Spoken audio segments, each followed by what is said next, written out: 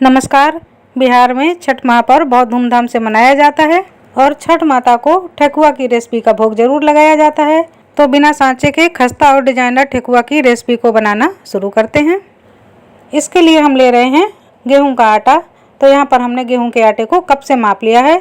2 cup गेहूं का आटा हम ले लेते हैं, फैलाकर थोड़ी सी जगह बना लेते हैं। अब हम इसमें मिलाएंगे ड्राई फ्रूट। तो ठेकुआ में नारियल का स्वाद बहुत ही अच्छा आता है। यहाँ पर हमने आधे नारियल को कद्दूकस कर लिया है और कुछ मनपसंद ड्राई फ्रूट ले लिए हैं। ठेकुआ की रेसिपी में नारियल का स्वाद बहुत अच्छा लगता है, इसको बिल्कुल स्किप ना करें, सारा स्वाद इसी से आता है।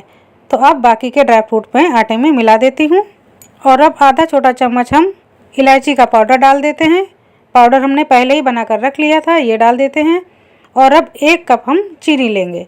2 कप गेहूं का आटा था, उसमें हमने 1 कप चीनी डाल दी है। सारा माप हम कप से ही करेंगे, इसको हमने तौला नहीं है। सभी चीज़ों को अच्छी तरह से मिला देते हैं। फ्रेंड, अगर आप अपने घर में ठेकुआ बनाते हैं तो मुझे ज़रूर शेयर कीजिए, जिससे मुझे आपका तरीका पसंद आ सके। तो अब हम इसमें 4 चम्मच घी डालते हैं।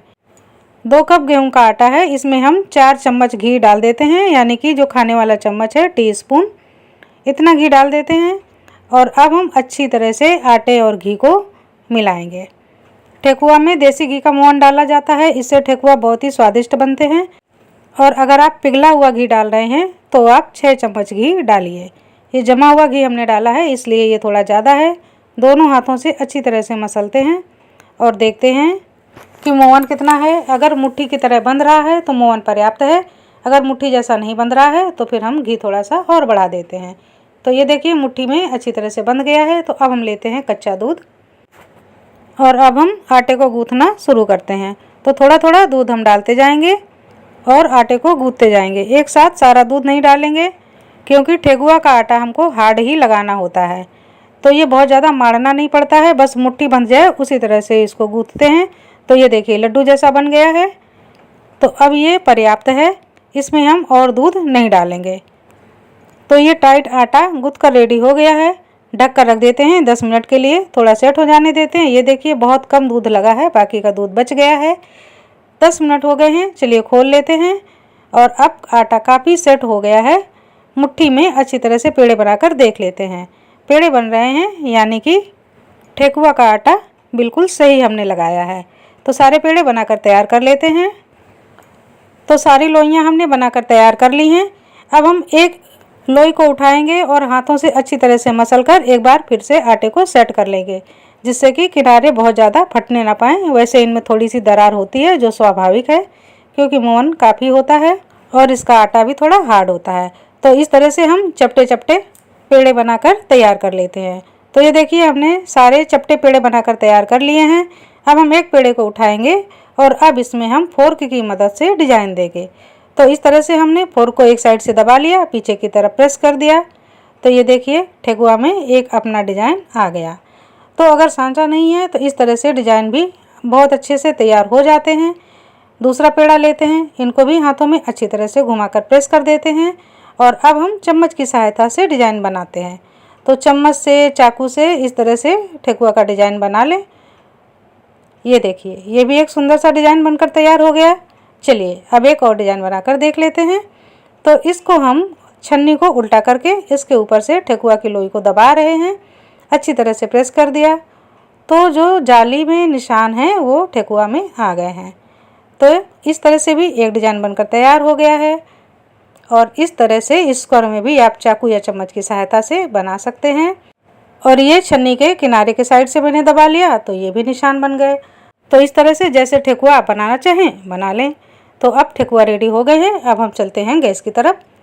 तेल को हमने मीडियम ही रखा हुआ है, बहुत ज़्यादा तेज़ नहीं है। ठेकुआ थोड़े मोटे होते हैं तो इनको धीमी धीमी आंच में पकाया जाता है, उसी से ये खस्ता बनते हैं। अंदर तक इनको पकने के लिए स्लो या मीडियम फ्लेम की ही ज़रूरत होती है।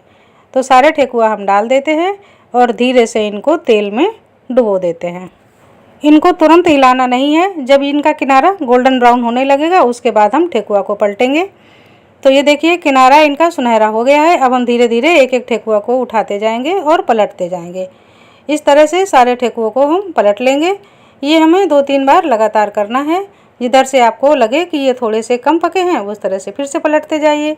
तो ये देखिए, ये धीरे धीरे इतने ज़्यादा फूलने लगे हैं कि इनके किनारे में क्रैक आने लगे हैं, थोड़े थोड़े फटने लगे हैं। तो जब बढ़िया सुनहरा कलर आ जाए और किनारे में क्रैक आ जाए, उस समय आप ठेकुआ को आराम से निकाल लीजिए, या तो एक ठेकुआ को पहले निकाल कर उसको तोड़कर चेक कर लीजिए।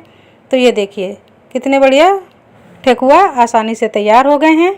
इनको निकाल लेते हैं और इसी तरह से सारे ठेकुआ बनाकर तैयार कर लेते हैं। तो अब मैं फास्ट करके दिखा रही हूँ।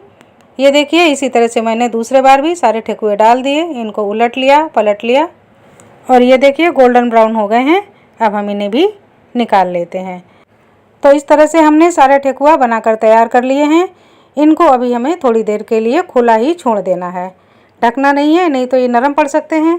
तो जब तक ठंडे नहीं हो जाते तब तक इनको खुला ही रखते हैं। तो चलिए तोड़कर थोड़ा सा ठेकुआ आपको दिखा देते हैं।